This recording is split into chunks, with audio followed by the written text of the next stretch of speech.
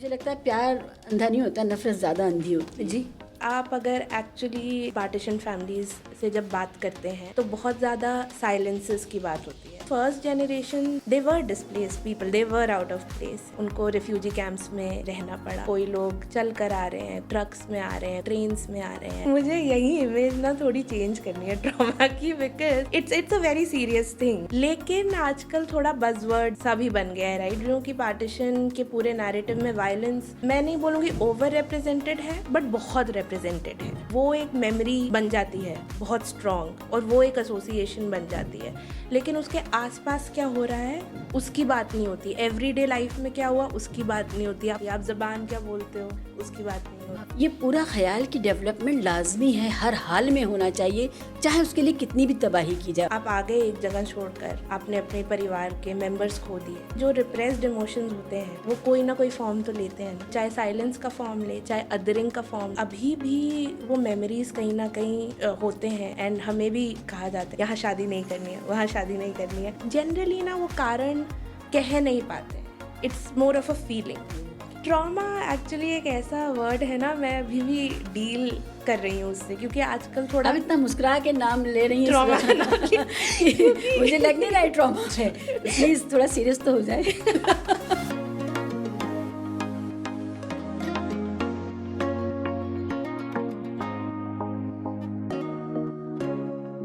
आज हमारे साथ बात करने के लिए एक बहुत ख़ास मेहमान हैं, भावना खट्टर। भावना एक यंग स्कॉलर हैं और वो अपनी जो सारी पढ़ाई है उसको उन्होंने निर्देशित कर दिया है अपने जो ख़ानदान के जो बुज़ुर्गों की रूट्स हैं उनकी तरफ। हम जानते हैं हिस्ट्री बहुत दिलचस्प टॉपिक है और आजकल तो वही अखाड़ा है। हिस्ट्री में क्या क्या इंसान को मिल सकता है इंडिविजुअली, क्योंकि एक नैरेटिव होता है, एक नेशनल हिस्ट्री होती है, एक पॉलिटिकल हिस्ट्री होती है, एक सोशल हिस्ट्री होती है और एक पर्सनल हिस्ट्री होती है। तो पर्सनल हिस्ट्री क्या होती है? पर्सनल हिस्ट्री में हमारे लिए कितनी तलखियाँ हैं, कितनी यादें हैं और कितनी मीठी बातें हैं जिनको हमें याद रखना है। भावना इस पर काम कर रही हैं कि जो कलेक्टिव ओरल हिस्ट्री है वो क्या है। भावना का परिवार मुल्तान से है। पार्टीशन के वक्त उन लोगों को इस तरफ आना पड़ा था। अब इस उम्र में थर्ड जनरेशन की अपनी फैमिली की भावना अपनी रूट्स को दोबारा ढूंढ रही हैं और इनका जो एकेडमिक विषय है वो भी साइकोलॉजी और हिस्ट्री को मिक्स करके इन्होंने काम शुरू किया है। और इस पर काम कर रही हैं कि कैसे कलेक्टिव मेमोरीज़ जो हैं वो शेप करती हैं इंडिविजुअल्स को, फैमिलीज़ को और सोसाइटी को। वेलकम, बहुत अच्छा लग रहा है। भावना, जब मेरी आपसे पहले बात हुई थी तो मुझे लगा था ये बहुत दिलचस्प टॉपिक है और जो हिस्ट्री का सवाल तो बहुत पॉलिटिकल सवाल बन गया है, लेकिन हम पॉलिटिकल बातें नहीं करेंगे। हम इस पर बात करेंगे कि हिस्ट्री जो याद में है, जो मेमोरी है, वो क्या होती है। मुझे सबसे पहले बताइए, आपने ये क्यों सोचा कि आपको इस पर काम करना चाहिए? आपका एकेडमिक बैकग्राउंड क्या था? मेरा एकेडमिक बैकग्राउंड तो एक्चुअली बहुत मिक्स रहा है। तो मैंने मीडिया पढ़ने से शुरुआत की थी, मैंने एडवर्टाइजिंग पढ़ा था। और उसके बाद क्योंकि मेरी हमेशा से दिलचस्पी रही है फ़िलॉसफी में, साइकोलॉजी में, हिस्ट्री में, तो मैंने कुछ सालों काम किया। पहले तो 6-7 साल डेवलपमेंट प्रैक्टिशनर हूँ मैं। और उसके बाद क्योंकि मैं सोसाइटी ऑब्ज़र्व करती रही तो मेरा बहुत रुझाव हुआ इस तरफ कि मैं दोबारा एकेडेमिया की साइड जाऊं। और मैंने हिस्ट्री चूज़ किया उस वक्त पे, क्योंकि एक इमोशनल कॉलिंग थी एक तरीके से मेरे लिए वो। क्योंकि एक कुछ डिस्टेंस लगता था मुझे। एंड तब बहुत मुश्किल था लफ्ज़ों में ढालना इस चीज़ को, लेकिन एक डिस्टेंस आपको इमोशनली बस महसूस होता है। और मुझे लगा शायद हिस्ट्री में कहीं ना कहीं मुझे खुद के रूट्स भी ढूंढने में मदद होगी। तब तो मैं इतना अच्छे से कह नहीं पाती थी। Of course it was very vague at that point, but it was a very intuitive decision. दूसरा है कि मेरा आइडेंटिटी एक टॉपिक है जिसमें मुझे बहुत इंटरेस्ट है कि किसी की आइडेंटिटी कैसे फॉर्म होती है, लोग खुद को कैसे परसीव करते हैं, दूसरों को कैसे परसीव करते हैं। तो ये सब मोड़ तोड़ के कहीं ना कहीं इकट्ठे बन गया। And yeah, that's the turn it has taken. तो साइकोलॉजिकल हिस्ट्री क्या होती है, इसको कैसे समझाएं? साइकोलॉजिकल हिस्ट्री तो समझना बड़ा कठिन है, इन द सेंस दैट अगर आप साइकोलॉजी देखें तो वो एक ऐसा सब्जेक्ट होता है जिसमें आप इंडिविजुअल्स को समझते हैं, उनके माइंड को समझते हैं. ऑफ कोर्स सोशल साइकोलॉजी और ये सब सब्जेक्ट्स भी होते हैं, राइट, जो एक कलेक्टिव अंडरस्टैंडिंग क्रिएट करते हैं. लेकिन मुझे पर्सनली लगता है कि साइकोलॉजी में जब हम थोड़े ज़्यादा स्वीपिंग स्टेटमेंट्स देते हैं वो बहुत डेंजरस होता है. History on the other hand, of course आप कलेक्टिव हिस्ट्रीज़ पढ़ते हैं, आप नेशन स्टेट्स की हिस्ट्रीज़ पढ़ते हैं, आप एम्पायर्स की हिस्ट्री पढ़ते हैं. तो इन दोनों को इकट्ठे ला कर जब हम ये समझते हैं कि जो परसेप्शंस हैं वो कैसे फॉर्म हुई हैं या आइडेंटिटीज़ कैसे शेप हुई हैं, उसको मैं एटलीस्ट ये समझती हूँ कि आप इन दोनों चीज़ों का मिक्स कहेंगे. So okay. जी, घर में बातें होती थी इस बारे में कि पार्टीशन हुआ, हम कैसे आए, किस तरह याद किया जाता था वो दौर? बहुत कम. तो आप अगर एक्चुअली पार्टीशन फैमिलीज़ से जब बात करते हैं तो बहुत ज़्यादा साइलेंसेस की बात होती है, राइट, क्योंकि एक ट्रॉमेटिक पास्ट है, इसको एक्सप्लोर करना टफ़ है. और एसोसिएशन जो है लार्जली पार्टीशन का हर तरफ वायलेंस के साथ ज़्यादा है. जी. काम भी ज़्यादा उसी तरीके से हुआ है, राइट, बिकॉज इतनी बड़ी डिस्प्लेसमेंट थी. इश्तियाक अहमद कहते हैं अपनी किताब में, उनकी पार्टीशन पंजाब पे है उनका काम मेनली, और उनकी एक किताब है जिसमें वो लिखते हैं कि पहला ये एथनिक क्लेंजिंग का इवेंट था आफ्टर वर्ल्ड वॉर 2. सो वो हिस्ट्री बहुत कॉम्प्लेक्स है और ट्रॉमेटिक है, और जो स्कॉलर्स काम करते हैं इस पे वो जनरली कहते हैं कि बहुत साइलेंस रहता है अराउंड दिस. तो ऑफ कोर्स बहुत कम बात होती थी. कभी कभी जैसे कभी पूछा तो बोलते थे कि अच्छा हम मुल्तान से आए हैं, या मेरे नाना बहुत बात करते थे कि मुझे ये पॉलिटिशियन बहुत पसंद है एंड उनसे हमारी हिस्ट्री कुछ लिंक्ड है, this and that, but never very direct mention of these things at home. ये बहुत दिलचस्प है कि खामोशी ज़्यादा है, आपने बताया. ऐसा क्यों है? क्योंकि वो तो विक्टिम हैं, उनकी कोई ख़ता नहीं है इसमें कि उनको वहाँ से छोड़ कर के इस तरफ आना पड़ा. तो ये इसको मैं कैसे समझूँ इस खामोशी को? क्योंकि जब आप विक्टिम होते हैं तो भी क्या खामोश हो जाते हैं और नहीं बात करना चाहते उस ट्रॉमा के बारे में जिससे गुज़र चुके हैं, और बहरहाल उसको भूल जाना चाहते हैं? ये भूल जाने की कोशिश का हिस्सा है या किसी तरह की शेम है, या क्या है कि एक समाज के तौर पे हम एक साथ नहीं रह सके और बट गए? तो हम सब के लिए ये बहुत शेमफुल है, और इस एंगल से भी मैं जानना चाहती हूँ कि क्या खामोशी की वजह क्या है? खामोशी की बहुत बहुत सारी वजह, ये जो आपने सब कुछ मेंशन किया एक्चुअली सब कुछ मिक्स्ड है. लेकिन जहाँ तक आप जेनरेशनली देखेंगे तो बहुत अलग अलग रीजंस भी निकल कर आते हैं. जैसे कि जो फर्स्ट जनरेशन थी जो जस्ट पार्टीशन के बाद यहाँ पर आई, वो डिस्प्लेस्ड लोग थे उस वक्त पे, उनको रिफ्यूजी कैंप्स में रहना पड़ा. और ऑफ कोर्स पार्टीशन में जैसे मैंने पहले भी बोला हम वायलेंस की बात सबसे ज़्यादा करते हैं, और उस वक्त पे वायलेंस उन्होंने तभी देखा, बहुत मुश्किलात के साथ यहाँ पहुँचे, राइट. मतलब कोई लोग चल कर आ रहे हैं, कोई ट्रक्स में आ रहे हैं, कोई ट्रेन्स में आ रहे हैं, वहाँ पे वायलेंस हुआ. तो उस वक्त पे तो मेरे ख्याल से वो बस कोशिश कर रहे थे कि कहीं हम सेटल ही हो जाएं, हमें कहीं घर ही मिल जाए. जैसे कि रिसेंटली मुझे अपने दादा के कुछ कागजात मिले पुराने, और उसमें रिहैबिलिटेशन सर्टिफिकेट था 1950 का. एंड वेरी इंटरेस्टिंगली उसमें नक्शा है वहाँ पे जो घर था मुल्तान में. ज़बरदस्त. जी, और उसके आसपास कौन से घर थे. और उस वक्त पे मेरे दादा ने क्लेम किए 9,000 रुपये, क्योंकि उनके 3 कच्चे घर थे और एक पक्का घर था.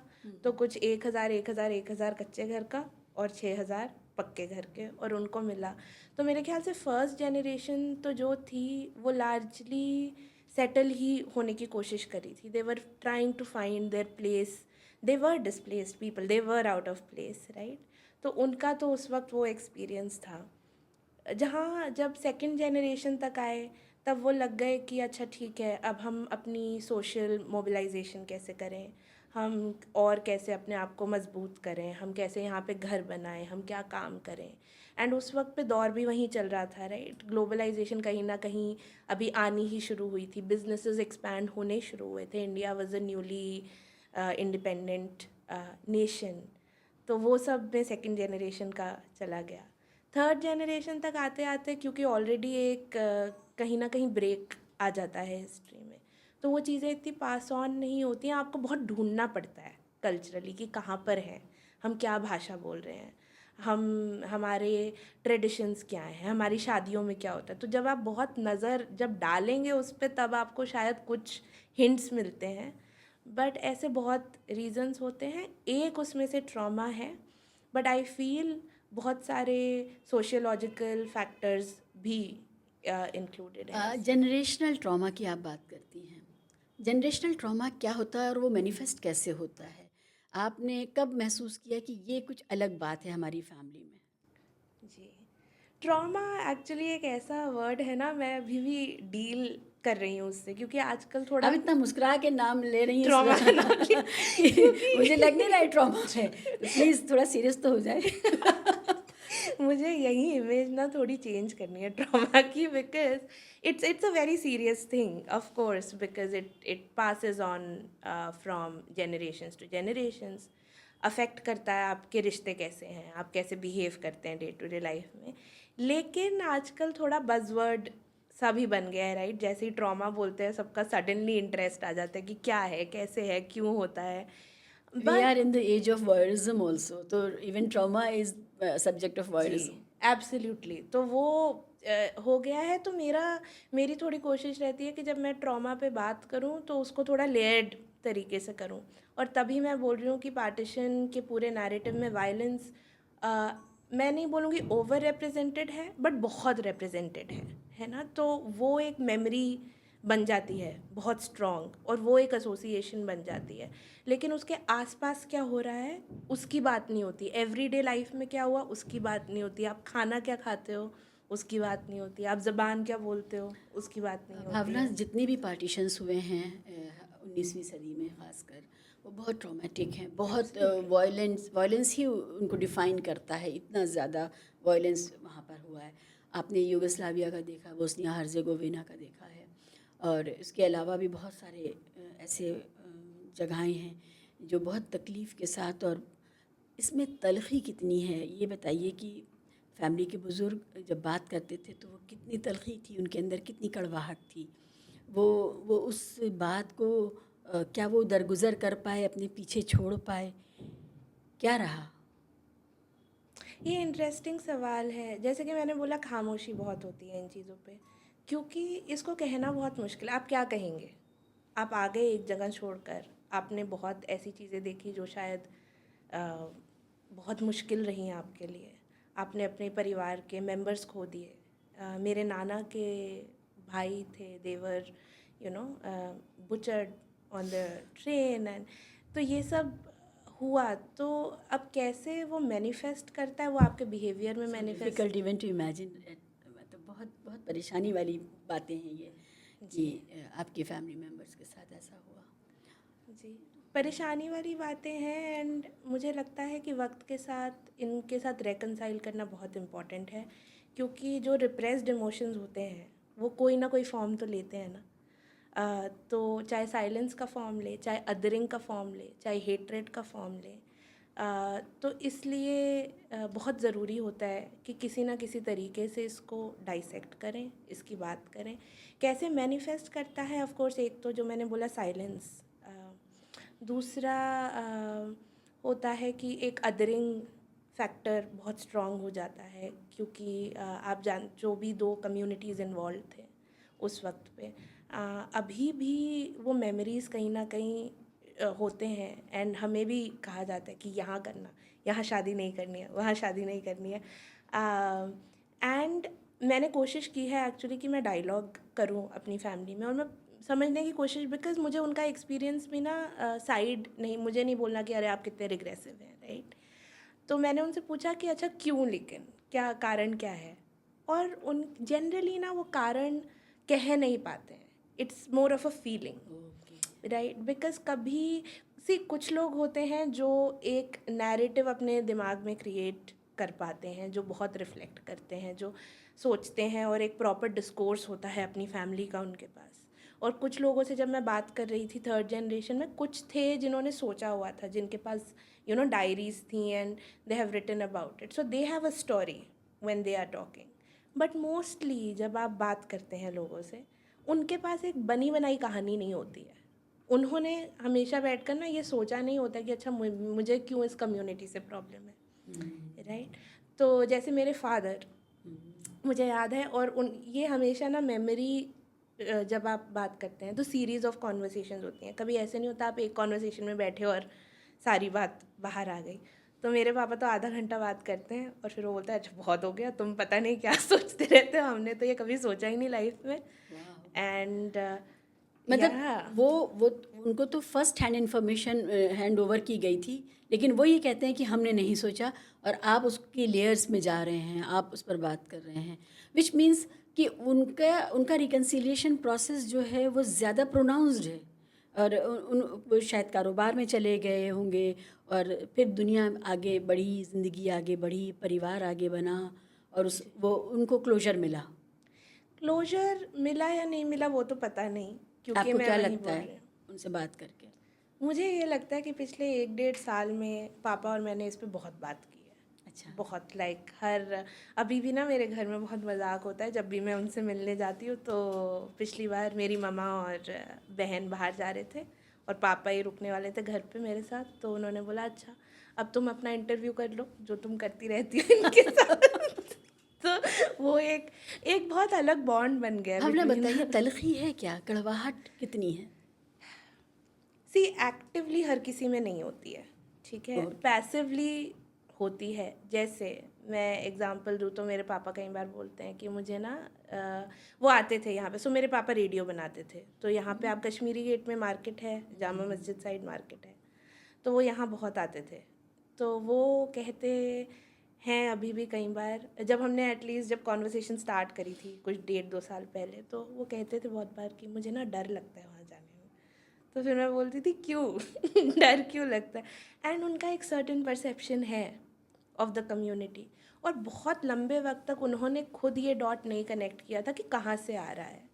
एंड मैंने अज्यूम नहीं किया कि पार्टीशन से ही आ रहा है। लेकिन जैसे जैसे हम और कॉन्वर्सेशंस में गए, may be 6 months down the line, one day he was like हाँ शायद वो हुआ होगा, तब पार्टीशन का मैंने सुना होगा।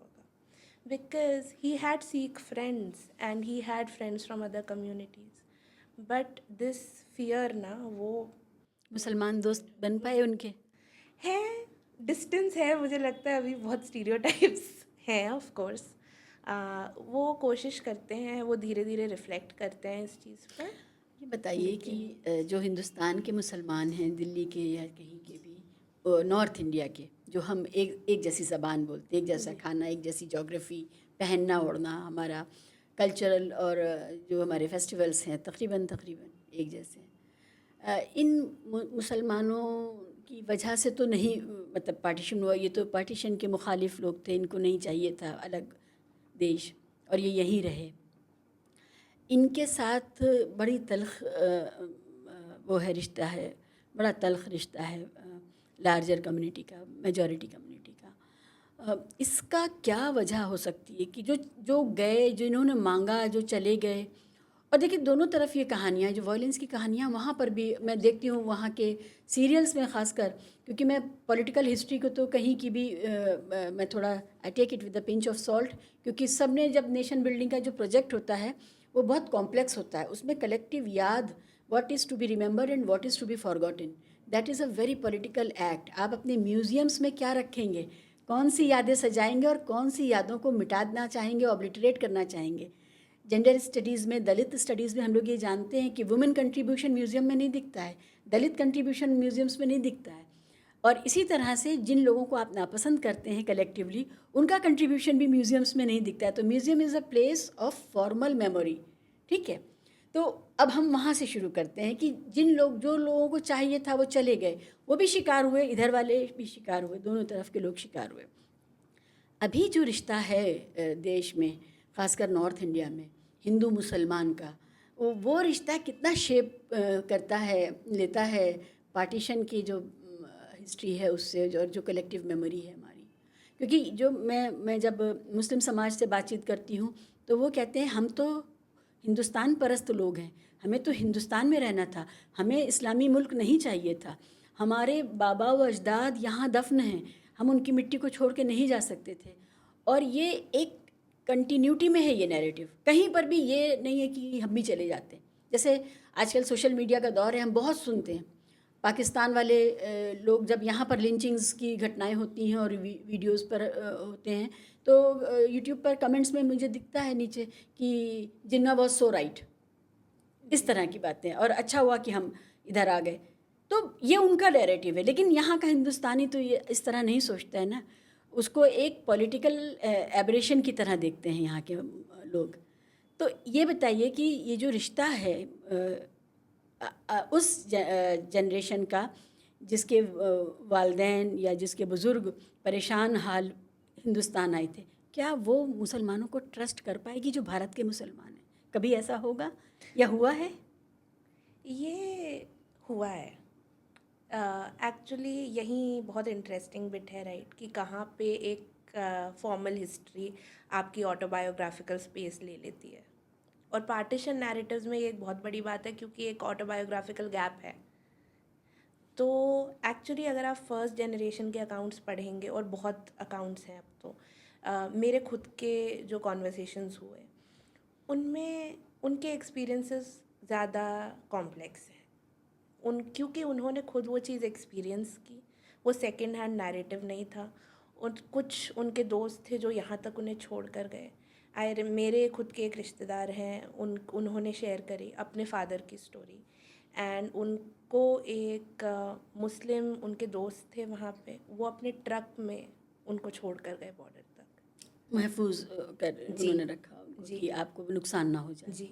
और ये बहुत बहुत हुआ है। ये तो मैं आपको वन ऑफ बता रही हूँ। हमें रिसेंटली अभी मेरे दादा के कुछ खत मिले, क्लियरली उनके मुस्लिम फ्रेंड्स उनको लिख रहे हैं decades after they migrated here. Oh really? या तो एक लेटर 56 का है, एक 78 का भी है, जब उनके बच्चे लिख रहे हैं।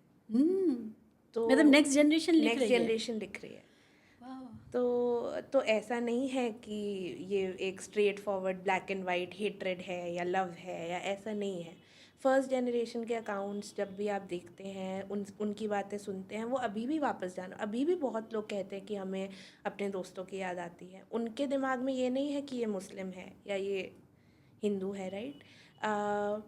जैसे जैसे ये नेशन स्टेट का प्रोजेक्ट आगे बढ़ा, तो स्टेट भी एक मेमोरी क्रिएट करता है, वो बहुत इम्पॉर्टेंट होती है एक कलेक्टिव आइडेंटिटी फॉर्म करने के लिए। और इस मुद्दे को हमेशा बहुत पॉलिटिसाइज ऑफ कोर्स किया गया है। It will be naive to say कि नहीं किया पूरी है। हमारी सियासत इसी पर बेस करती है जी, इसी नफ़रत पर। हमारे पास जो मेटा नैरेटिव है रिलीजन जो पॉलिटिक्स का, वो रिलीजियस हेट्रेड का है। ये बहुत अफसोसनाक और बहुत नेगेटिव बात है किसी भी सोसाइटी के लिए कि आप सब कुछ यहाँ से तय करें और बाकी सारी चीज़ें जो असली मसले हैं देश के लोगों के, वो सब कुछ सेकेंडरी हैं। पहले नफ़रत को एड्रेस करना है, पहले जो नफ़रत ने जो दिया है वो उसके हिसाब से हमें चीज़ें करनी है, पॉलिसीज़ करनी है, कानून बनाने हैं, सब कुछ है। जी। और मैं अंडर रिप्रेजेंट नहीं करना चाहती, कल्चरल डिफरेंसेस होते हैं राइट, हर एक कल्चर होता है अपना, लेकिन टू से कि दो कम्युनिटीज़ में हमेशा से हेट्रेड थी, ये हिस्टोरिकल है, ये ट्रू नहीं है। मतलब ये तो आपने सच ही बहुत नहीं ज़रूरी है। बात कही भावना। आप कह रही हैं कल्चरल डिफरेंसेस सब में होते हैं। अभी जब कुछ 2-4 साल पहले जब हरियाणा में जाट वर्सेस हिंदू हो गया, I was completely taken aback कि भाई ये भी हो सकता है। एक ही जगह के लोग अड़ोसी पड़ोसी उनका वर्सेस क्रिएट हो गया, उनकी बाइंड्री वर्स क्रिएट हो गई। तो ये मैं हैरत में आ गई कि भाई मुसलमान होना ज़रूरी नहीं है हिंदू से नफ़रत करने के लिए, और हिंदू होना ज़रूरी नहीं मुसलमान से नफ़रत करने के लिए। नफ़रत एक इतना आसानी से आ जाने वाला एलिमेंट है, एक्टिव एलिमेंट है, जो शायद मुझे लगता है प्यार अंधा नहीं होता, नफ़रत ज़्यादा अंधी होती है। जी, है ना? और तभी आइडेंटिटी पॉलिटिक्स इतने स्ट्रांग होते हैं ना। आप दुनिया भर में देखें वही नैरेटिव है, और तभी आइडेंटिटी समझना बड़ी इंपॉर्टेंट चीज़ है कि आपकी खुद की आइडेंटिटी कहाँ से आ रही है, आपके रूट्स क्या हैं, ताकि आप वो चैलेंज अपने जहन में तो कर पाएँ, वो नैरेटिव जो आपको फीड ही किया जा रहा है एक तरीके से, या आपको जो हिस्ट्री खुद की आपकी बताई जा रही है वो कितनी सच है। आप मुल्तान को लेकर के कॉन्शियस रहती हैं थोड़ा कि आप आइडेंटिटी के हवाले से ये नाम, वहाँ की ज़बान, वहाँ के जो भी कल्चरल मार्कर्स हैं, क्या क्या लगता है, कुछ लगता है वहाँ से एफिनिटी है? मुझे तो बहुत महसूस होता है पर्सनली भी। जब मैंने पढ़ना शुरू करा मुल्तान के बारे में एक्चुअली, क्योंकि पहले तो सुना that was a word for me for the longest time, but वो कमी कुछ लगती है, but it was a word for me. And एक बार मुझे याद है मेरे बीए के टाइम पे एक मेरी टीचर थी, उन्होंने बोला था कि आप अपनी कम्युनिटी के 5 कल्चरल चीज़ें बताएं, एक असाइनमेंट था। और मुझे समझ ही नहीं आया कि क्या बताना है, क्योंकि हमने इतना होल्ड ऑन नहीं किया है उस आइडेंटिटी को। तो उस वक्त पे मैंने अपने नाना को कॉल किया था। I think that was the first time जब मुझे बहुत एक्टिवली रियलाइजेशन हुआ था कि ये क्या हुआ, मतलब मुझे पता ही नहीं है ये क्या होता है ये cultural identity, I don't have it. And मेरे वहाँ पे बहुत मिक्स्ड क्राउड था, तो महाराष्ट्रियंस थे, and so everybody had something and I felt like I don't have it. And जब मैंने अपने नाना से बात करी तो उन्होंने मुझे कुछ कुछ चीज़ें बताई कि अच्छा हमारी शादियों में सवा टका होता है, या हम मुल्तानी ज़बान बोलते हैं। व्हाट इज सवा टका? ये शादी का एक रिचुअल होता है जिसमें कुछ एक वेसल सी होती है, उसको आप भरते हैं, और वो वेसल चावल से या किसी चीज़ से, आटे से, और वो पास ऑन होती है घरों में। तो it's a tradition that comes from there, जो मुझे अब थोड़ा ज़्यादा तो समझ ये आता जो है। सवा टका की जो फिगर है, ये तो कॉइन की फिगर लग रही है मुझे। तो उसमें कुछ डलता है, उसमें डालते हैं ये? कॉइन नहीं डलता उसमें, वो आटा डल के ओके, जाता है, ओके। तो वो फैमिलीज़ में pass on. But we never thought about this ना, तो तब पहली बार एक्टिव कुछ रियलाइजेशन, अच्छा ऐसा कुछ होता भी है। और मेरे दोस्तों के लिए आइडेंटिफाई करना इजी था, वो कोई डिफ़िकल्ट असाइनमेंट नहीं थी। मेरे लिए बहुत ही डिफ़िकल्ट थी। एंड आई वॉज 20, तो उस वक्त तो हिट करती है ना ये चीज़ कि यार ये कुछ तो गड़बड़ है देयर इज यहाँ सम पे, गैप, हाँ? Some gap is there. तो तब we started talking about it. जब मैंने मुल्तान के बारे में पढ़ना शुरू किया, एंड मेरे प्रोफेसर हैं और उन्होंने मुझे पहली चीज़ जो बोली थी, उन्होंने वहाँ से तो बहुत सूफ़ी हैं, you know, it's the land of the Sufis. And I have always somehow associated my grandfather, मेरे जो दादा हैं, with the color white. Like ये एक होता है ना थोड़ा सबकॉन्शियस आपकी जो associations होती हैं। तो मैं एक बार अपने दादू के बारे में लिख रही थी, and he passed away in 2009. तो मैं शायद 2015-16 में लिख रही होंगी, and I would always associate him with the color white, and you know, and poetry का. The dress he wore, or It was always white. He always wore white. he was inclined towards the Sufism, yeah, spirituality. Spirituality. Right. Somewhat. क्योंकि तब मैं छोटी थी तो इतना मैं कह नहीं सकती. It can be, you know, my memory playing tricks. But वो एक एसोसिएशन है. मुझे पोइट्री से लगाव बहुत रहा है. सूफिज्म से भी लगा हुआ है कितना? अब ना जब हम टैग्स दे देते हैं ना तो मुझे समझ मैं नहीं इनका आता है. एक राज बताती हूँ. ये अभी मौलाना रूमी की जगह पर जाके आई हैं, उनके मज़ार पे जाके आई हैं, टर्की गई थी. और सूफिज्म की तरफ आपका क्लियरली आपका बहुत झुकाव है. जी, वो डिस्कस क्या करना है? बड़ा मुश्किल होती है ना ये कुछ चीज़. बताइए, क्या खींचता है उस तरफ, और मुल्तान से उसका क्या कनेक्शन है? तो मैं आपको एक ये थोड़ा पर्सनल है बट मैं बताती हूँ. तो मैं अपने बर्थडे पे थी मौलाना रूमी के मज़ार पर. वाह. It was a very moving experience for me. मैं अभी तक मतलब इंस्टाग्राम पे मैं हर रोज़ स्टोरीज डालती थी और ये मैंने नहीं डाली थी because I just couldn't. It was very personal. And जैसे ही मैंने एंटर किया वहाँ पर, तो एक गाना है कवाली टाइप का है, Ishq Khulare, Zain and Zohaib, they are from Pakistan and it is in Multani. मतलब मेरे पापा पूरा समझते हैं वो गाना. अच्छा, वो लैंग्वेज मुल्तानी में मुल्तानी लैंग्वेज भी होती है? मुल्तान जो सराइकी बोलते हैं ना अच्छा, पाकिस्तान सराइकी. में, हाँ, वो मुल्तानी, वो बहुत सारी लैंग्वेजेस को उन्होंने अंडर वन टर्म डाला है. जो हम डायलेक्ट्स कहेंगे, अगर आप वो बोलियां कैटेगरीज हैं। देखें, बोलियां हैं। मुझे ये पसंद नहीं है categorisations for true different true, reasons. I totally understand, it is very hegemonic. जी तो लेकिन एक्सप्लेन करने के लिए जी, तो मुल्तानी भाषा जो मेरे घर पे नानी बोलती हैं या मेरे नाना बोला करते थे आपस में वो लोग, तो वो कुछ ना वर्ड्स हैं जो मुझे ज़्यादा इजीली समझ आ जाते हैं उन गानों में, जबकि मैंने नहीं सीखी है। और उसमें भी एक बहुत ऑफ कोर्स स्टोरी है, क्यों नहीं क्या नहीं। लेकिन मैं वहाँ पहुँची, मैं एयरपोर्ट पे थी इस्तांबुल के, and somehow that song started playing in my head. And मैंने पूरी जर्नी में मतलब मैं एयरपोर्ट पे 2 घंटे बैठी हुई थी वहाँ पर, और मैं बस वो गाना सुन रही हूँ। एंड आई एंटर्ड कोनिया, और तब भी मैं वो गाना सुन रही हूँ, और अगले दिन अपने बर्थडे पे मैं वही गाना सुन रही हूँ, बिकॉज माई एसोसिएशन हुआ कि ये मेरे रूट्स हैं, और मैं मौलाना रूमी के यहाँ हूँ। And he is somebody who has really affected me while growing up मतलब 21-22 साल में, जो भी फॉर्मेटिव ईयर्स जब शऊर जगता है जी। इंसान का। तो तब इट्स वेरी फ़नी, एंड मैं हमेशा बोलती हूँ कि 40 रूल्स ऑफ लव एक किताब है, मैं बहुत क्रिटिसाइज़ की जाती हूँ इस बात के लिए कि अरे उसमें हिस्टोरिकल फैक्ट्स रॉन्ग है, ये रॉन्ग है, वो रॉन्ग है। सही बात है, इट्स अ फिक्शन बुक, लेकिन it had an impact on me when I was 21। It shaped my idea of love and what it's like to have a friendship, and in that there is that entire story of Rumi and Shams. तो उस तरीके से मेरा कुछ तो रुझाव है, लेकिन अब मैं क्या बोलूँ वर्ड्स में इस चीज़ को, बट है of course. And now that I trace back, तो शायद कुछ कनेक्शन ही है फैमिली का भी। आप सही कह रही हैं। मैं जब टर्की, उज़्बेकिस्तान और ईरान और यहाँ तक कश्मीर, मतलब मुझे एक सिलसिला नज़र आता है, कल्चरल सिलसिला भी नज़र आता है, नाक नक्श का भी सिलसिला नज़र आता है, और जो जिसको आप सिविलाइजेशनल हाई कल्चर कहते हैं, इन सब जगहों पर कालीनें बन रही हैं, इन सब जगहों पर कशीदकारी हो रही, बहुत फ़ाइन, जो बहुत सेलिब्रेटेड है।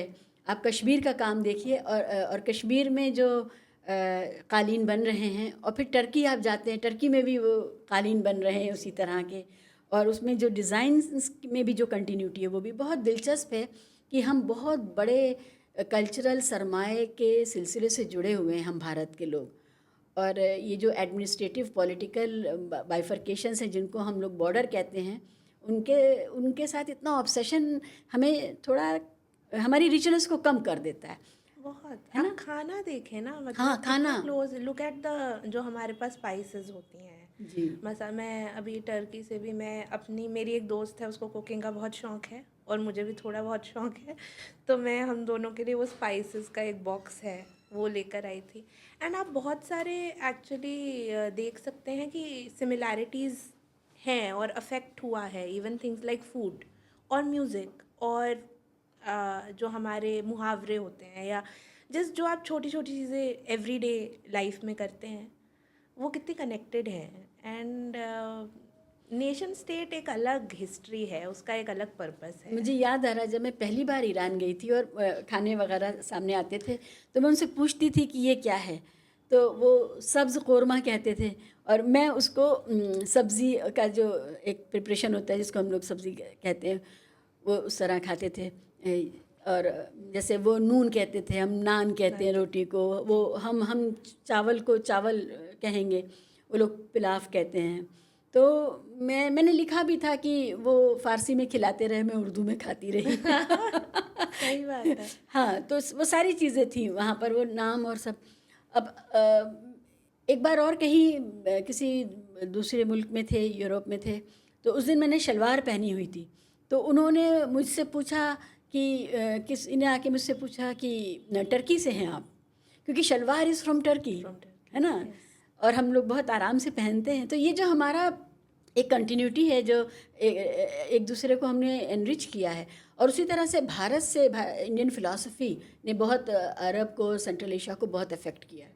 ठीक है, तो ये आदान प्रदान जो है वो हमारे आज के जो सियासी जो तकाज़े हैं और पावर हासिल करने के जो टूल्स हैं उसमें बड़ा किंतु परंतु में उलझ गया वो उसमें। अदरवाइज ज़बरदस्त एनरिचमेंट हो सकता था हमारा। अब है, आई वुड से है।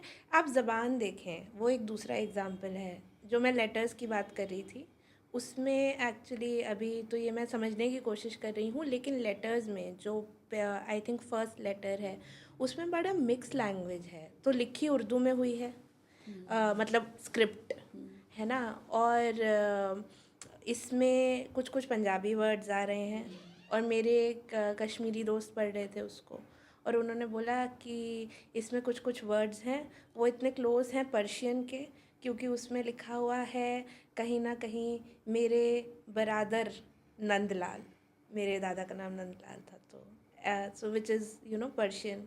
जो मुल्तानी दोस्तों ने, मुस्लिम दोस्तों ने आपके दादा को लेटर लिखे हैं, उसमें आपके कश्मीरी दोस्त ने बताया है कि उनको लगा कि सिमिलैरिटीज़ हैं, ये similarities जैसे उसमें लिखा था कि तुम टिकट कड़वा कर आ जाओ।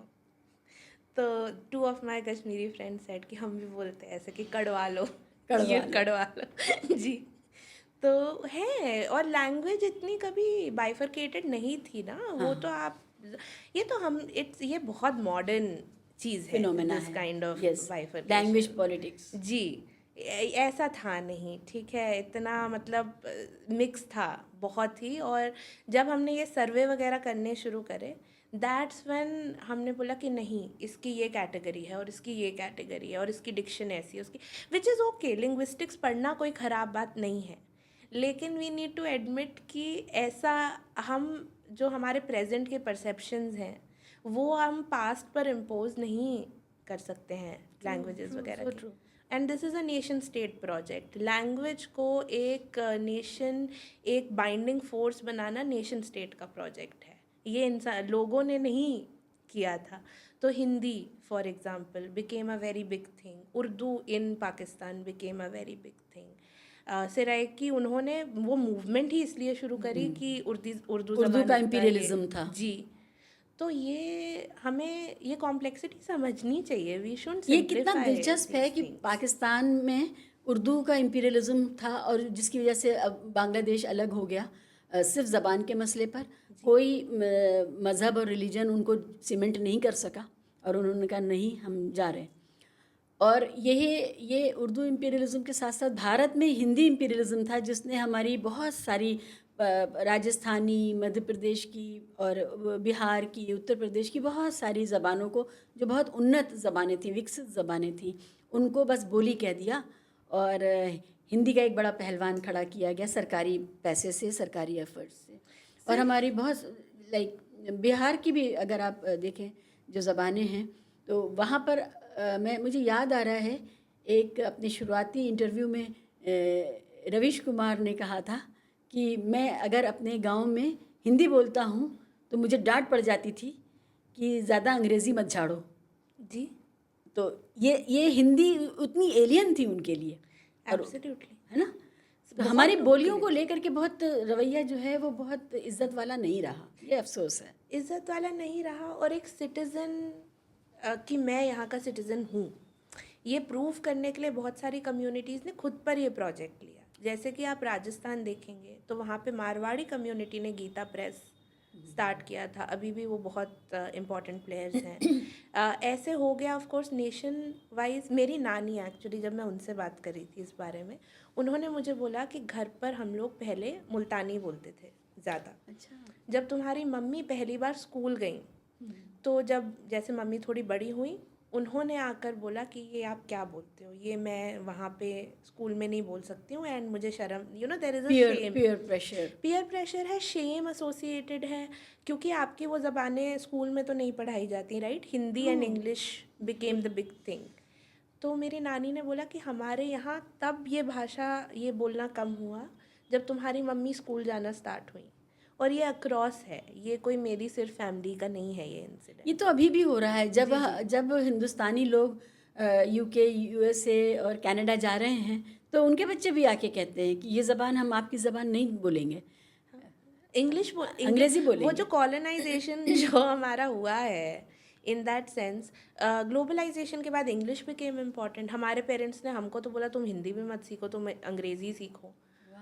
तो मैं वही बोल रही थी कि ये इतना इंटरेस्टिंग स्टोरी इसलिए कि हम, जो आप पूछ रहे थे कि आप लोगों ने नहीं सीखी, क्योंकि एनकरेज नहीं था ये. एंड आई डोंट, मैं ब्लेम नहीं कर रही हूँ अपने पेरेंट्स को. उनकी बेस्ट इंटेंशंस थी माइंड में कि हमारे बच्चे अच्छी अंग्रेज़ी बोलें, हमारे बच्चे उनका सोशल अपलिफ्टमेंट हो.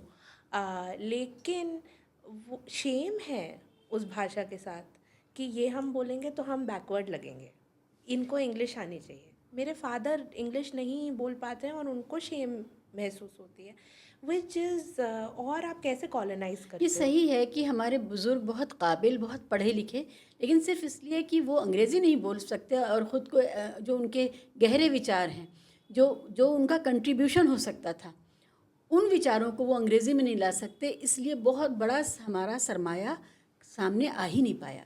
जी. और उर्दू में आप किताबें पढ़ें, कितनी अच्छी किताबें लिखी हुई हैं. हिंदी की बहुत अच्छी किताबें हैं. अब मैं देखती हूँ तो मुल्तानी ज़बान में भी, जैसे बुल्ले शाह वगैरह, ये लोग वहीं से है ना, वहीं लिखते थे. तो हमको तो ये सब पता ही नहीं चलता है ना जब तक आप एक एक्टिव थॉट नहीं देते हो उस चीज़ को. मैं स्कूल जाती थी, वो इंग्लिश मीडियम स्कूल था. हमारे स्कूल में तो साथ में लिखते थे नीचे एयर कंडीशन.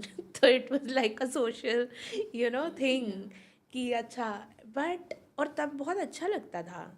लेकिन वंस यू स्टार्ट रिफ्लेक्टिंग, वो कौन सा लम्हा होता है जब आप आगे अपलिफ्टमेंट के लिए जो कर रहे हैं उसको, उसके साथ साथ आप अपना जो पीछे छूटता जा रहा है आइडेंटिटी का, कल्चर का, लैंग्वेज का, बिलीफ सिस्टम का और वैल्यूज सिस्टम का, उसको भी आप पकड़ने की कोशिश करते हैं. ये एक डुअलिटी है ना, एक प्रोसेस है और कंट्राडिक्टरी भी हो सकता है. मैं देखती हूँ आजकल के नौजवान, उनको खाने में जो चीज़ें पसंद हैं, वो इटालियन फूड है, वो मैक्सिकन फूड है, ज़बान भी वो थोड़ा स्पेनिश मिक्स, थोड़ा फ्रेंच मिक्स, अंग्रेज़ी बोल रहे हैं.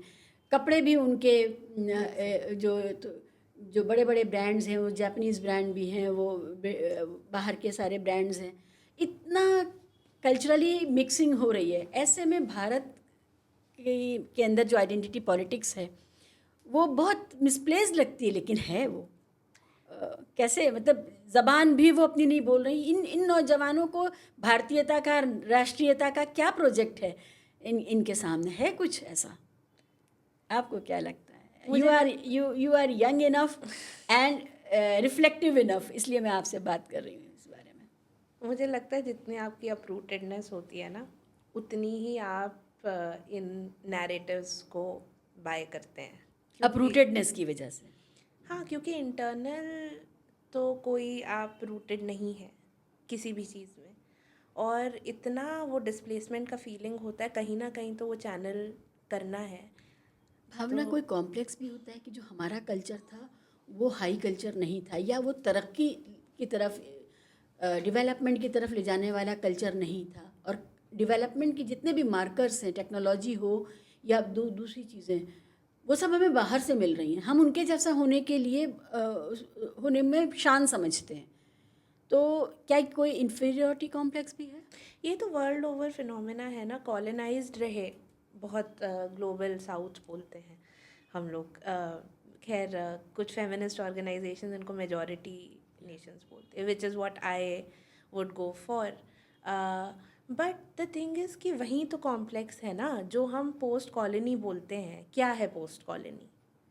पोस्ट कॉलोनीज़ में बहुत फेनॉन की जो किताब है वो ये पूरा फिनोमेना डिस्कस करते हैं, राइट? कि रेचेड ऑफ द अर्थ है उस किताब का ना, जिसमें वो डिस्कस करते हैं कि साइकोलॉजिकली क्या इम्पैक्ट होता है. और मुझे लगता है कि जब हम पोस्ट कॉलोनीज़ की बात करते हैं हमें बहुत समझने की ज़रूरत है. देयर इज़ नथिंग रॉन्ग कि आप पिक कर रहे हैं कुछ चीज़ें, कुछ अच्छी चीज़ें, कुछ, क्योंकि हम एक ग्लोबलाइज दुनिया में रह रहे हैं, वो रियलिटी को आप डिनाई नहीं कर सकते हो. But at the same time हमें समझना होगा कि क्या हमारी हिस्ट्रीज़ क्या हैं, हम क्या थे, हम क्या हैं, हम एक्चुअली कैसे इमेजिन करते हैं. जैसे नेशन स्टेट्स का जो पूरा कॉन्सेप्ट है, हम वो एक वेस्टर्न आइडिया है. और जब पोस्ट कॉलोनीज़ ने वो आइडिया उठाया उस वक्त तो वैसे का वैसे उठाया. तो उसी डायरेक्शन में डेवलपमेंट के मार्कर्स गए। हमारे डेवलपमेंट के मार्कर्स कहाँ से आ रहे हैं? यूनाइटेड नेशंस से आ रहे हैं। मतलब मैं तो डेवलपमेंट में काम करती हूँ, एंड हम खुद, हमारी आवाज़ नहीं पहुँच पाती है वहाँ। मैं यहाँ पर अरुंधति रॉय की राइटिंग्स को लाना चाहूँगी। डेवलपमेंट का जो पूरा आइडिया है वो कितना हेजेमोनिक है और वो कितने कम लोगों के लिए सूटेबल है। ये पूरा ख्याल कि डेवलपमेंट लाजमी है, हर हाल में होना चाहिए, चाहे उसके लिए कितनी भी तबाही की जाए। और फिर जब हम इंडिजिनस लोगों की बात करते हैं, चलिए ये भी छोड़ दीजिए। अभी राजकुमार हिरानी की फिल्म आई डंकी, उसमें कॉलोनियल रिलेशनशिप, कॉलोनियल और पोस्ट कॉलोनियल का जो पूरा मामला है, एंड कॉलोनाइज्ड और कॉलोनियल मास्टर्स की जो रिलेशनशिप है, वो बहुत फाइन तरीके से उभर के आई है। आज के भारत में भी यही चल रहा है। आज भी भारत के लोग मजबूर हैं। हमारे नेशन स्टेट्स, जो भारत जैसा मुल्क जिसके पास इतने नेचुरल रिसोर्सेज हैं, ये अपने लोगों को वो क्यों नहीं दे पाया कि लोग डंकी कर रहे हैं।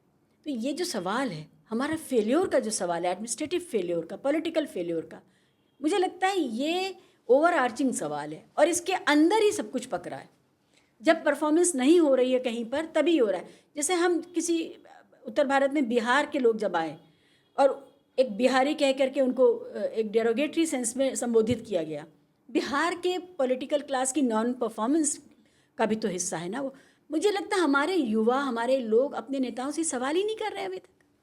जी, और फंस गए हैं ये ग्लोबलाइजेशन और ये एक जो है ना नेशनलिज्म के नैरेटिव में कहीं जकड़ के रह गए हैं। क्योंकि एक तरफ तो मॉडर्न होना है आपको, और मॉडर्निटी के कुछ डेफिनेशंस हैं जो कि एक सर्टेन हेजेमोनिक प्लेस से आते हैं, तभी आप मॉडर्न हैं, अदरवाइज आप मॉडर्न नहीं हैं। दूसरी तरफ हम कह रहे हैं कि नहीं, हमारा बहुत ही ग्लोरियस पास्ट था एंड ये था और वो था।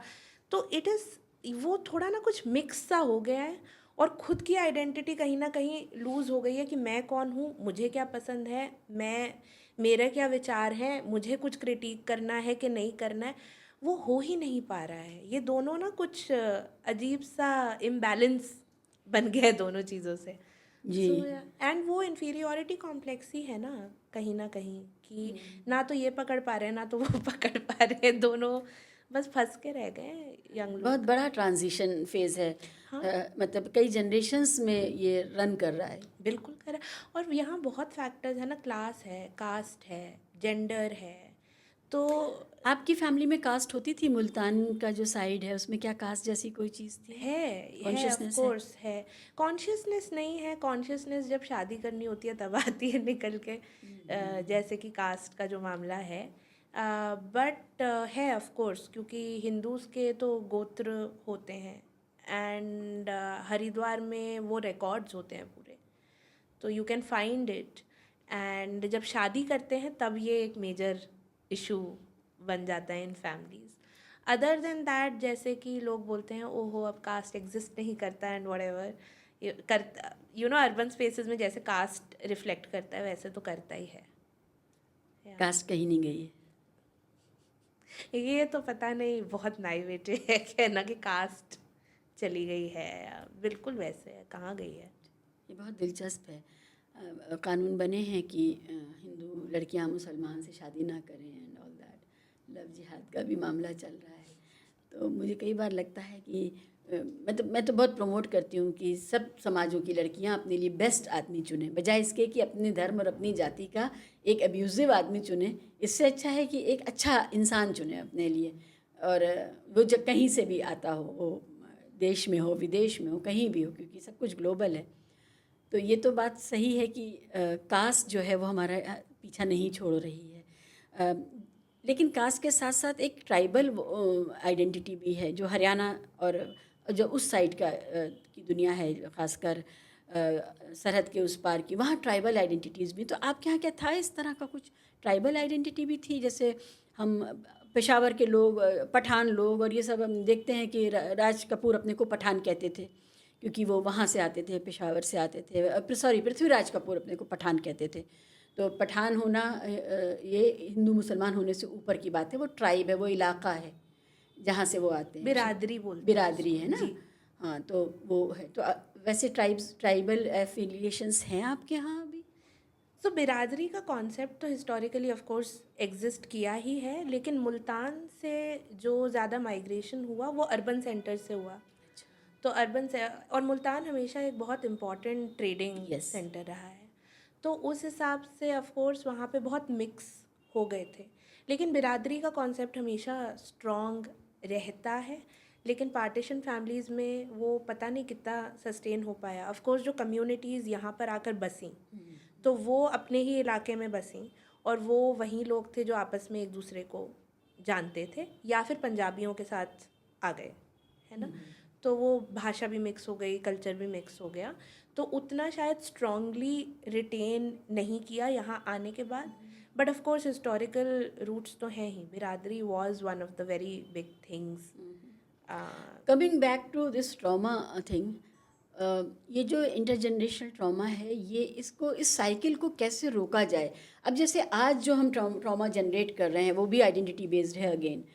बहुत लोगों की लिंचिंग्स हुई हैं, बहुत से लोगों को इसलिए विक्टिमाइज़ किया गया है कि वो किसी ख़ास कम्युनिटी से आते हैं, और जनरली ये गरीब लोग भी हैं।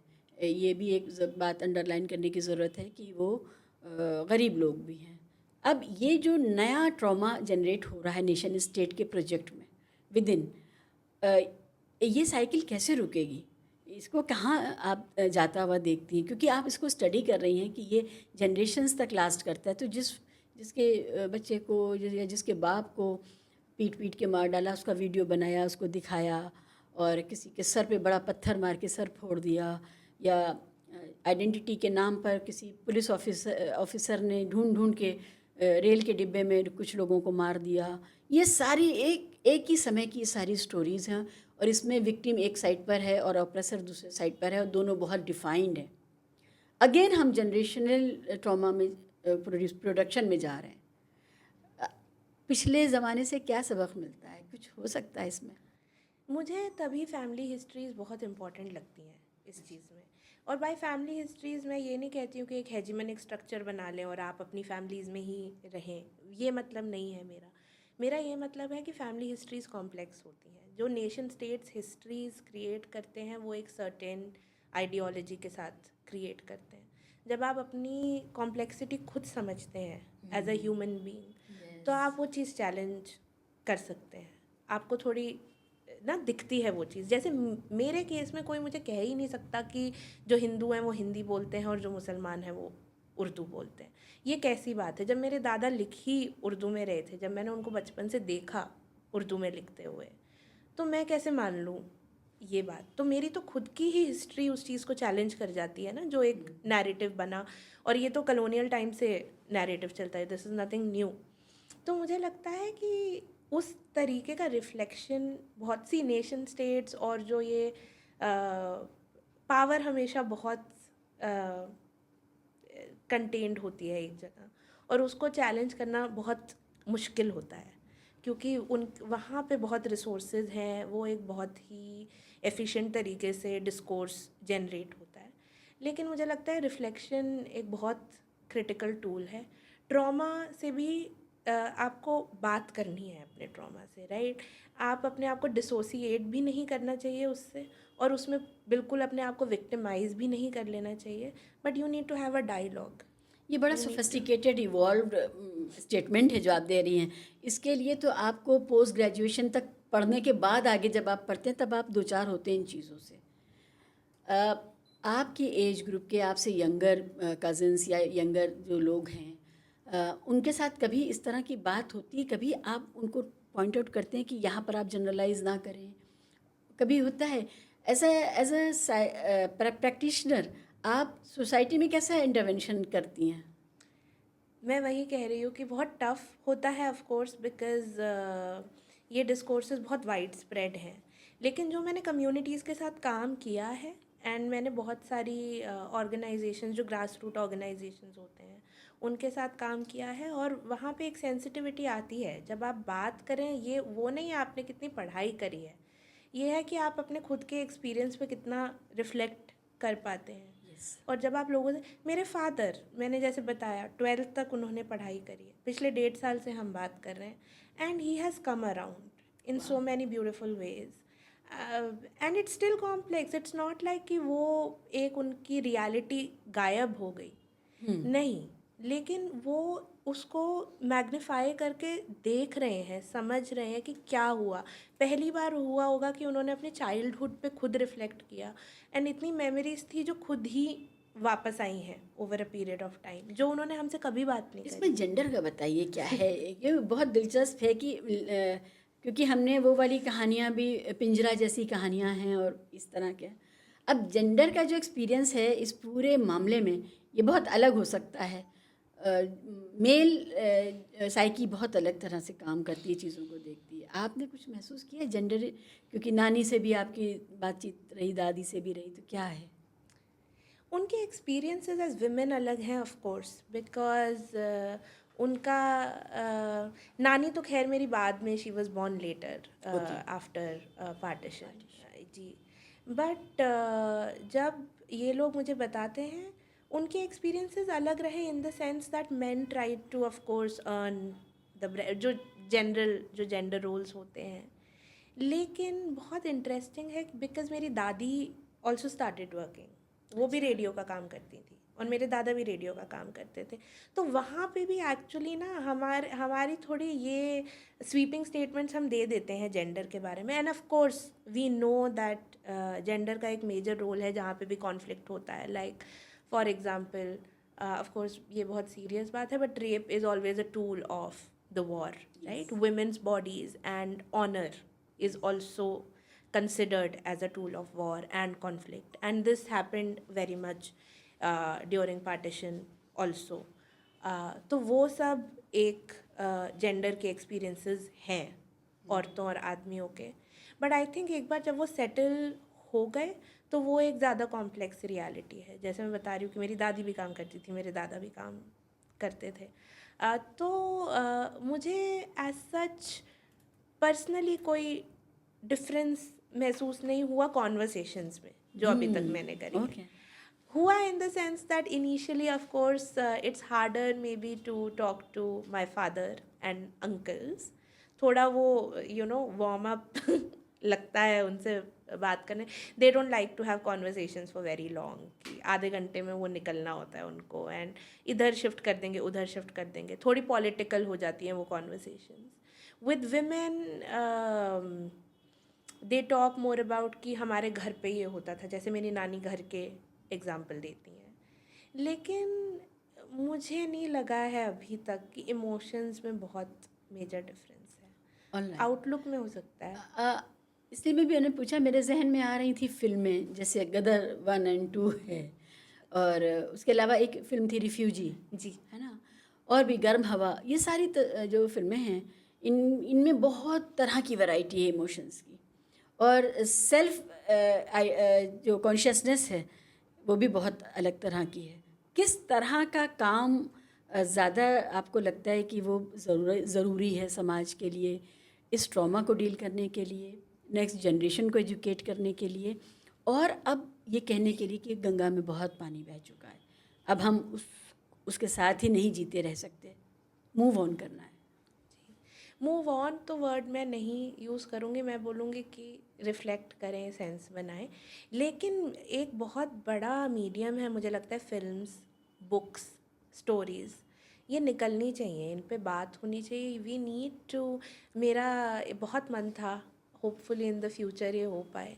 बट पार्टीशन नैरेटिव्स जो एवरीडे के नैरेटिव्स हैं कि हमारी फैमिलीज़ में क्या होता है, हम क्या बात करते हैं, एंड जो ये स्टोरीज़ हैं अलग अलग रीजन से, ये निकल कर आ पाएँ. इस पे सीरीज़, हम क्या सीरीज़ बना रहे हैं ना, ये सीरीज़ भी तो बननी चाहिए ना. सिर्फ एक ही तरीके की सीरीज़ नहीं बन सकते, राइट? OTT वाले ध्यान दें, OTT वाले ध्यान दें प्लीज़. अगर कोई बनाना चाहता है तो मैं हेल्प कर सकती हूँ कहानियों में.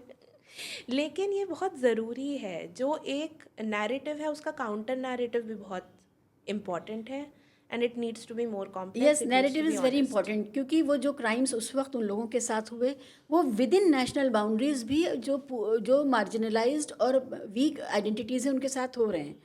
आदिवासियों के साथ कोई अच्छा सलूक नहीं हो रहा है, और दलित्स के साथ नहीं हो रहा है, जो मार्जिनलाइज्ड आइडेंटिटीज़ हैं नहीं. तो वो वायलेंस ज़्यादा घृणा करने लायक है और जो हमारे नेशन स्टेट के प्रोजेक्ट के अंदर जो वायलेंस हो रहा है, हमारे कार्टोग्राफिक लिमिट्स के अंदर जो वायलेंस हो रहा है, उस पर हमें निश्चिंत रहना चाहिए, बेफिक्र रहना चाहिए, उसकी फिक्र नहीं करनी चाहिए। ये एक बहुत अजीब सी बात है कि रेप्स हुए, हत्याएं हुई, हेट क्राइम्स हुए, वो तो कभी नहीं बंद हुए और बढ़ ही गए हैं। और उस वक्त भी वी नीड टू रिकग्नाइज, और मैं अगेन हिस्ट्री चेंज नहीं कर रही हूँ, बट अब इनफ एविडेंस है कि बहुत सारा उसमें ऑर्गेनाइज था, बहुत सारी पर्सनल इंटरेस्ट्स इन्वॉल्व थे। तो हम इतना फ्लैट तरीके से लेयर्स हटा कर भी हिस्ट्री के नैरेटिव्स को भी नहीं देख सकते हैं।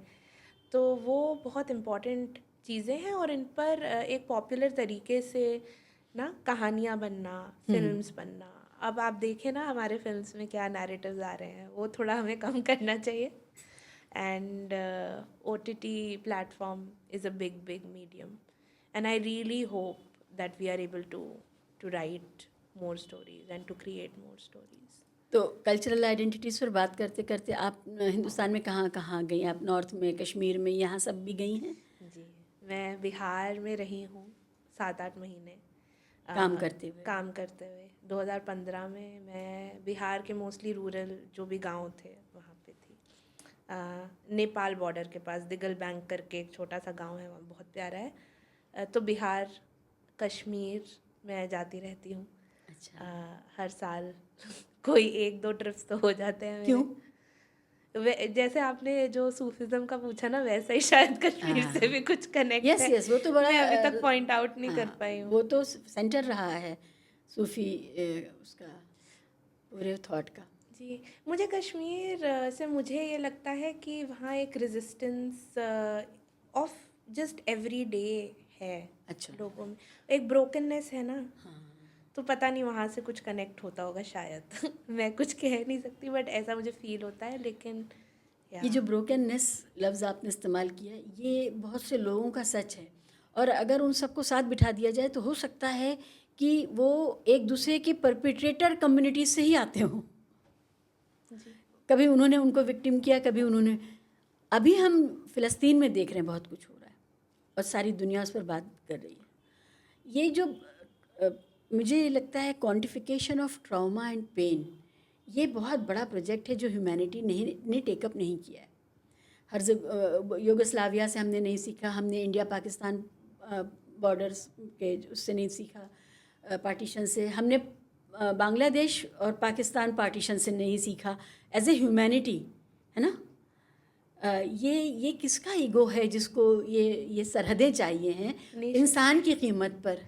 नेशन स्टेट्स का है ये, जो वेस्ट ने एक आइडिया क्रिएट किया है 18th सेंचुरी में। ये मॉडर्निटी का एक बड़ा प्रोजेक्ट, नेशनलिज्म और नेशन स्टेट्स के बिना मॉडर्निटी नहीं चलेगी बेशक। एंड वो एक स्ट्रक्चर ही उस तरीके से क्रिएट हुआ। और हम जानते हैं उस वक्त एम्पायर्स ऑपरेट कर रहे थे और कौन से एम्पायर्स ऑपरेट कर रहे थे। और तभी मैं बोलती हूँ कि post colonies need to come together, reflect. And nation states are project of capitalism only. Yes. उनको अपना माल खपाना था, जो मास प्रोडक्शन कर रहे थे उसके लिए उनको अपनी कॉलोनीज चाहिए थी। और नेशन स्टेट का जो एडहेरेंस है, जो आइडिया है, अब हमें आज के युवाओं को लगता होगा नेशन स्टेट सैक्रोसेंट है, लेकिन नेशन स्टेट भारत में या डेमोक्रेसी भारत में 75 साल पहले नहीं था। भारत इतना पुराना, इतना डाइवर्स मुल्क है, और बिना इसके भी वो आराम से अपनी कहानी, बहुत शानदार कहानी और तरक्की की कहानी लिखता रहा। हम सबसे बड़ी जीडीपी रहे, हमने बहुत कुछ दुनिया को दिया, हमने फ़िलासफ़िकली, स्पिरिचुअली और अदरवाइज़ दुनिया को दिया। और नेशन स्टेट के प्रोजेक्ट ने हमारी सोच को संकरा बनाया, नैरो करता चला गया। और ये अंग्रेज़ों का और ये पूरे वेस्टर्न डेमोक्रेसीज़ का प्रोजेक्ट था जो कैपिटलिज्म से पैदा होता है। तो हम लोग बहुत बुनियादी सवालों की तरफ आ गए, हमने सोचा नहीं था इस बारे में। क्योंकि मैं तो बात इस पर करना चाहती थी कि हमें क्लोजर कैसे मिले, ट्रॉमा को पीछे छोड़ करके आगे बढ़ना, जो ज़िंदा रह गए और फिर उनकी अगली जनरेशन्स हैं, और जो आज ट्रॉमा का प्रोडक्शन है, हम उससे कैसे डील करें और डायलॉग कैसे बनाएं। ट्रॉमा की बात ना बिना इन सब चीज़ों के नहीं हो सकती है। इंटरसेक्शनैलिटी के बिना, आप कास्ट, क्लास, जेंडर की बात किए बिना आप बाकी चीज़ें भी डिस्कस कर नहीं सकते। And that's why it's a very long reflective process. But यही है, मुझे लगता है एंड मैं क्योंकि डेवलपमेंट सेक्टर में काम करती हूँ, वहाँ पे कई बार हम सेशंस वगैरह बनाते हैं, मुझे लगता है हम बहुत सिंप्लीफाई कर देते हैं. We want to paint a very romantic picture कि जो सिंक्रेटिक पास्ट है ना उसको भी बहुत रोमांटिसाइज करते हैं. मुझे लगता है हमें एक ऑनेस्टी के इसको साथ थोड़ा अप्रोच मिसाल करना दे के चाहिए. समझाइए, रोमांटिसाइज कैसे करते हैं? जैसे कि अब वायलेंस, ओके मैं आपको एक एक्टिविटी करते हैं, डेवलपमेंट सेक्टर की बड़ी कॉमन एक्टिविटी है, जहाँ पे बोलते हैं कि हम ग्रुप्स बनाते हैं और डिबेट्स करवाते हैं, है ना, यंग लोगों के साथ जब काम करते हैं. तो उसमें एक स्टेटमेंट देते हैं कि violence, will I ever take the root of violence और समथिंग, या फिर पीस ग्रेटर है वायलेंस से, ऐसा कुछ. एंड उसमें जनरली जब कंक्लूजन देते हैं फैसिलिटेटर्स, वो होता है कि हाँ हाँ पीस, हमेशा हम पीस का साथ देंगे हमेशा. बट ये लोगों की कॉम्प्लेक्स रियलिटीज़ अकाउंट फॉर नहीं करता है. वहाँ पे अगर एक इंसान बैठा है जो एक कॉन्फ्लिक्ट एरिया से है, जैसे आपने पैलेस्टाइन का एग्जांपल दिया, तो वो इंसान को आप बोलेंगे अच्छा पीस की तरफ जाएं, नॉन वायलेंस करें. ये what I mean to say is you need to have more honest conversations. आपको लोगों की रियलिटी जो है ना वो अकाउंट में लेनी चाहिए डेवलपमेंट का काम करते हुए, ना कि वो जो इंडिकेटर्स बना दिए हमने वहीं अप्लाई करते रहना चाहिए. ये बहुत एक इंटरनलाइज्ड फॉर्म ऑफ कलोनियलिज्म है जो हम डेवलपमेंट सेक्टर में भी फॉलो करते हैं. और ऐसे ही आप हिस्ट्री भी देखें तो सिंक्रेटिक पास्ट को बहुत रोमांटिसाइज किया जाता है, और किसी भी टाइप के जो डिफरेंसेस रहे उसको बहुत अंडर प्ले किया जाता हाँ है. बिल्कुल, गंगा जमनी जी, तहजीब. वो मैं पर्सनली मुझे ये नैरेटिव बड़ा ही सिंप्लीफाइड लगता है, और मुझे लगता है कि बहुत सारी रियलिटीज़ को अकाउंट में नहीं लेता है जो लेना चाहिए. What is wrong, why are we so scared? Differences हैं तो हैं, इट्स ओके. एंड अकाउंट में लेने की बात जब आप कर रही हैं, मुझे ख्याल आया कि आपने क्योंकि फैमिली हिस्ट्रीज़ पर काम किया है, तो इधर वाली फैमिली हिस्ट्रीज़ पे काम किया है जो यहाँ से लुट पिट के वहाँ पहुँचे और पूरे पहुँच भी नहीं पाए, कुछ रास्ते में ख़त्म हो गए क्योंकि कई ट्रेनें सिर्फ लाशों से भरी हुई पहुँची. तो क्या उन पर भी आपने कभी उस सरहद के उस तरफ की किसी फैमिली हिस्ट्री को आपने चेक किया, इस तरह की? जी, अभी मैं पंजाब क्योंकि देख रही हूँ, तो पंजाब से थोड़ी बहुत, क्योंकि अभी तो मैं उनसे पर्सनली कॉन्वर्सेशन नहीं कर पाई हूँ, लेकिन मैंने यूट्यूब पे, क्योंकि बहुत चैनल्स हैं, तो वहाँ पर बहुत सारे कॉन्वर्सेशंस हैं, इंटरव्यूज़ हैं बुज़ुर्गों के. तो ऑफ कोर्स वो मैंने देखे हैं. नंबर्स में आप एक्चुअली अगर आप देखेंगे तो मुस्लिम्स का डेथ टोल हायर है, हिंदूज़ का प्रॉपर्टी लॉस हायर है. तो क्योंकि वो ऐसा, प्रॉपर्टी क्लास थे, तो एक एक जी आदमी ने जो प्रॉपर्टी पीछे छोड़ी है वो बहुत ज़्यादा है. जी, ओके. तो हाँ. ये तो नंबर्स और भी कहते मुस्लिम्स तादाद में ज़्यादा मारे गए. हैं. जी जी, ऐसा है, मतलब ये तो नंबर्स हैं. बट ऑफ कोर्स वहाँ पे भी इक्वली ऐसा ही है, और वहाँ पे भी बहुत लोग काम कर रहे हैं. अनम करके एक हैं जो वहाँ की सारी ओरल हिस्ट्रीज़ को ये कर रहे हैं. लेकिन भारत के बारे में एक बात अच्छी रही कि जो रिफ्यूजीज़ आए उनको फिर बाद में एक सोसाइटी में आराम से एसिमिलेशन मिला. और मुझे लगता है, क्या मैं गलत कह रही हूँ, क्या नहीं हुआ ऐसा? क्योंकि मुझे लगता है पाकिस्तान में वो बेचारे मुहाजिर बन गए और फिर उनके ख़िलाफ़ भी एक फ़िज़ा बनी, पॉलिटिकल फ़िज़ा बनी, और सब हुआ. उसमें उनकी भी गलती है, उन्होंने वहाँ पर जिस तरह से अपने हेजेमनी, उर्दू हेजेमनी कल्चर को बनाने की कोशिश की, और फिर उर्दू से जब सराइकी और पंजाबी और पश्तो बोलने वालों को जब उर्दू से परेशानी हुई तो उर्दू बोलने वालों से और उस पूरे फिनोमेना से परेशानी हुई. लेकिन भारत में मेरा ख्याल ये है कि जो उस तरफ से लोग आए उनको बहुत अच्छा एसिमिलेशन मिला. आपको क्या लगता है? आप अपना बताइए. आप मुस्कुराइए, यानी मैं पूरा सच नहीं बोल रही हूँ. नहीं, ऐसे में लेट तो हुए हैं ऑफ कोर्स. यहाँ पे जो फैमिली हिस्ट्रीज़ जो हैं, जब मेरी बात हुई तो जैसे मेरे फादर, मेरी एक नेबर हैं, वो भी मुल्तानी हैं, एंड दे आर लाइक मेरे नाना वगैरह की एज के हैं, तो फर्स्ट जनरेशन. जब मेरी उनसे बात हो रही थी तो शी सेड वन थिंग कि ना तुम्हारे तो पापा ना वो पंजाबी मुल्तानी ना मिक्स बोलते हैं वो उनका वो प्रॉपर मुल्तानी नहीं बोलते हैं, ऐसे आंटी बोल रही थी.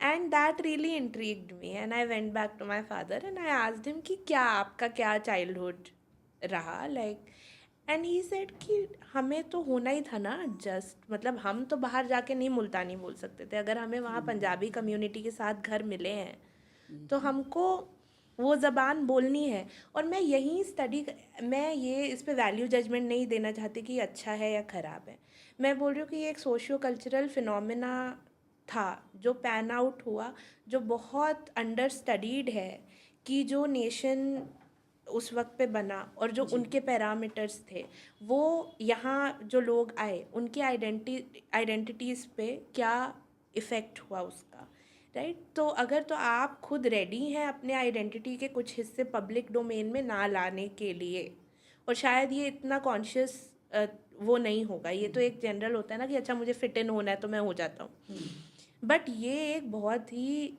बड़े स्केल पर होना ये हुआ है। ये समझना पड़ेगा कि वो कल्चर फिर आपके घर तक ही सीमित रहा, और बाहर अभी भी जब हम बोलते हैं तो फॉर द लॉन्गेस्ट टाइम मुल्तानी नहीं बोलते थे, वो बोलते हम पंजाबी हैं, हम पंजाबी हैं, क्योंकि पंजाबी इज़ मोर एक्सेप्टेड। तो ये थोड़े नुआंसेस हैं, ये कल्चरल डोमेन में है, ये पॉलिटिकल डोमेन में नहीं है शायद। पॉलिटिकल डोमेन में इस तरीके से है क्योंकि जब रीऑर्गेनाइज किया पूरी पॉपुलेशन को, वो किसी एक सर्टेन तरीके से तो होगी ना। जैसे कि आप रीऑर्गेनाइजेशन रिपोर्ट देखें, आई थिंक 1956, उसमें एक लाइन है अबाउट लैंग्वेजेस कि हालांकि हम आपकी ज़बान को भी रखते हैं, we give it value, but the interest of the nation is always higher. Okay. So it's there in the reports. तो of course एक पूरी population आई है, जैसे मैंने बोला मेरे दादा को उन्होंने अमाउंट रिक्लेम किया, वो सब हुआ, वो एक पूरी कोशिश हुई उस वक्त, लेकिन उसमें बहुत स्टोरीज़ हैं जो समझनी पड़ेंगी कि सोशियो कल्चरल स्पेस में क्या हुआ। तो वो मुझे इतना सिंपल नहीं लगता है इन दैट सेंस। लैंग्वेज शायद सबसे नुमाया मार्कर है आपके कल्चरल एफिनिटी का या कल्चरल डिस्टेंस का, है ना, जो होता है, और उसके बाद बाकी सारी चीज़ें आती हैं। It is just the language that is number one. I think language is very important. Language is the most important. Most तो I can't say, but very important, very very important. अब देखिए, भारत के सदर्न स्टेट्स का reorganisation जो हुआ वो भी language के बेस पे हुआ। पाकिस्तान के टुकड़े हुआ, बांग्लादेश अलग हुआ, वो भी लैंग्वेज के आधार पे हुआ। तो सिर्फ इंडिया का जो पार्टीशन है वो धर्म के आधार पे हुआ है, वरना अक्सर पार्टीशंस जो हैं, अब देखिए पूरा यूरोप एक ही धर्म को मानता रहा, लेकिन सिर्फ लैंग्वेज के आधार पे। फ्रांस, जर्मनी, इटली, ये सारे देश एक ही आधार था और वो ज़बान थी। लैंग्वेज के आधार पे पूरा यूरोप बटा। तो लैंग्वेज क्योंकि वो कम्युनिकेशन का मीडियम है ना, तो शायद इसीलिए वो सबसे अहम होता है। तो हम आज की बातचीत में हम यही पता करने की कोशिश कर रहे थे कि सराइकी, मुल्तानी और पंजाबी, इनके बीच में भी कुछ चल रहा है जो बाकी के लोग नहीं जानते, और वो समझते हैं it can be only Hindi Punjabi. नहीं, हाँ, वो तो उसके अंदर सब ग्रुप्स हैं और वो देखने होते हैं। तो ये बातचीत है। अभी इनका जो काम कर रही हैं, ये इन्होंने शुरुआत की है और मैपिंग कर रही हैं, और मैपिंग ये ट्रॉमा से कर रही हैं कि जो इंटरजनरेशनल ट्रॉमा है, और इसका एक नाम है एपिजेनेटिक्स। एपिजेनेटिक्स मैं भी गूगल सर्च करूँगी, मैंने इसको पहले नहीं सुना था कि ये क्या होता है। आप बताएंगे क्या है, what is epigenetics? So scientist of course इसको बेटर बायोलॉजिस्ट एक्सप्लेन कर पाएंगे, लेकिन जो मैंने अभी तक स्टडीज़ पढ़े हैं, दुनिया में कुछ स्टडीज़ हुए हैं जेनेटिक्स की, कि कैसे ट्रॉमा लाइक मार्कर्स होते हैं एपिजेनेटिक्स, तो कैसे पास ऑन होता है जेनरेशनली। पैलेस्टाइन में एक ग्रुप पे ये स्टडी हुई है and they have proved certain things. So for example, जैसे जब कोई औरत प्रेग्नेंट होती है तो जनरली बोलते हैं कि उनको स्मोकिंग नहीं करना चाहिए। It's a medically acclaimed thing because it can have effects on the child. Similarly, trauma, if the woman is in the state of stress or something has happened, it will also pass on. Of course, कुछ emotional aspects होते हैं, right, कि जो आपकी family का एक culture, जैसे मैं साइलेंस के कल्चर की बात कर रही थी, तो एक तो कुछ उस तरीके के इफ़ेक्ट्स होते हैं which are more mental and emotional, और एक बायोलॉजिकल इम्पैक्ट होता है। तो अभी दुनिया में कुछ स्टडीज़ हो रही हैं जो बायोलॉजिकल इम्पैक्ट ट्रॉमा के स्टडी करने की कोशिश कर रही हैं। उस ब्रांच को एपिजेनेटिक्स के अंडर मानते हैं वो। बहुत दिलचस्प है ये। एपिजेनेटिक्स तो घर घर में उसकी बड़ी ज़रूरत है। जब बहुएं प्रेग्नेंट होती हैं, उनके साथ सास और ससुराल का जो पूरा डिस्कोर्स है, तो वो ज़रूरी है यहाँ कि जेंडर बहुत इम्पोर्टेंट यहाँ जेंडर बहुत ज़्यादा इम्पॉर्टेंट है कि इसको देखा जाए। बहरहाल नेशन स्टेट का प्रोजेक्ट ट्रॉमा प्रोडक्शन से जुड़ा हुआ है। कहीं पर भी नेशन स्टेट बिना इसके वजूद में नहीं आया, अस्तित्व में नहीं आया है। पता नहीं ये क्या ख़ब्त थी उन लोगों को जिनको पावर बहुत ज़रूरी लगता था कि हमारे पास हमारा अपना एक एडमिनिस्ट्रेटिव यूनिट हो जिससे वो जिस पर वो शासन करे, उस पर वो हुकूमत करें और वो उसके राजा या उसके प्रेसिडेंट और प्राइम मिनिस्टर और ये सब बने। और इस प्रोसेस को, अपनी इस ईगो को सेटिस्फाई करने के लिए उन्होंने मासेस में बहुत सारा ट्रॉमा जनरेट कर दिया है। इससे पहले का जो पूरा नेशन स्टेट का जो प्रोजेक्ट है, उसमें आप डेमोक्रेसी का जो तरीक़ा है, फॉर्म ऑफ गवर्नेंस है, उसको भी आप जोड़ लें तो भी आपको पता चलेगा जो मेजोरिटेरियन प्रोजेक्ट्स होते हैं विद इन डेमोक्रेसी, वो बहुत ट्रॉमा जनरेट कर रहे हैं। और उसके अलावा जो कोर और पेरिफेरी का जो फ़र्क है कि एक इंसान मार्जिनलाइज्ड है, एक अभी हमने देखा है कि मणिपुर में कुछ हुआ है, बहुत बहुत ख़तरनाक कुछ हुआ, वहाँ कितना ट्रॉमा बना होगा, कितना ट्रॉमा प्रोडक्शन हुआ है दोनों तरफ के लिए।